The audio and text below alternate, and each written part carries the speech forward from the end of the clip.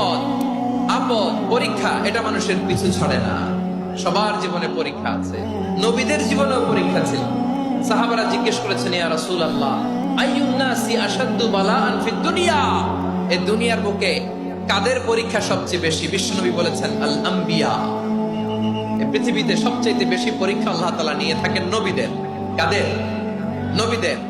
সুম্মাল আমসাল ফাল আমসাল, এরপরে নবীদের পরের স্তরে যারা তাদের পরীক্ষা, এরপরে তাদের পরের স্তরে যারা তাদের পরীক্ষা, সিদ্দিকীনদের, শুহাদাদের, সালিহিনদের, আল্লাহওয়ালাদের।